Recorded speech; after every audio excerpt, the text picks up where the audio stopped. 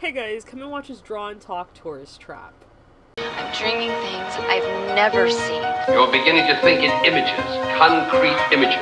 Hot, cold, light, dark. Hey guys, hey internet. So we are back with another episode of Friday and Chill, where we draw and review horror movies that we've watched recently. And in case you missed the first episode of us drawing and talking about Carne, the taco maker, I will leave a link to that up above.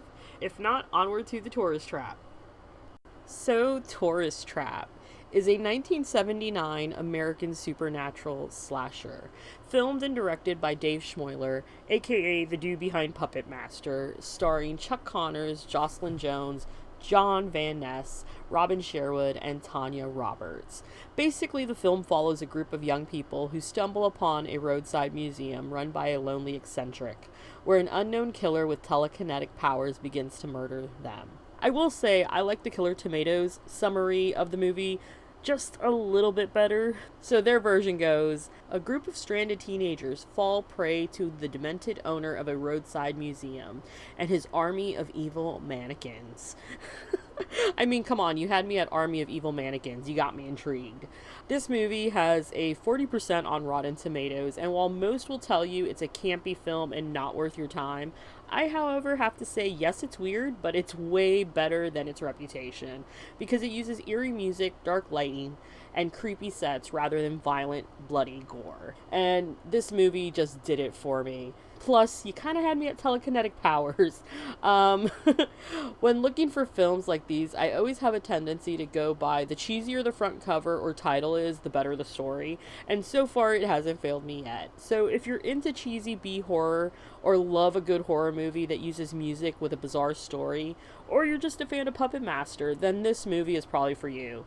One of my favorite things about this movie is how each character is separated from the bigger group and killed off, so to speak, and how the movie just leads you on a journey of whodunit. Is it the brother? Is it him? Or is it just his evil army of mannequins?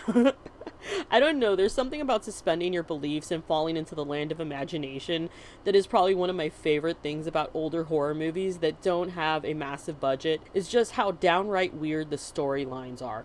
Also, I feel like most horror movies nowadays are so focused on hyperrealism or giving you a conclusion or an explanation to the shenanigans that it takes away from the conclusions your imagination likes to draw. For me personally, I'm a huge fan of supernatural horror movies that make no sense, in case you haven't realized the theme here, or seen my review of Rubber featuring a tire that goes on a murderous rampage a few years back. In case you're curious, I'll leave a link to that above.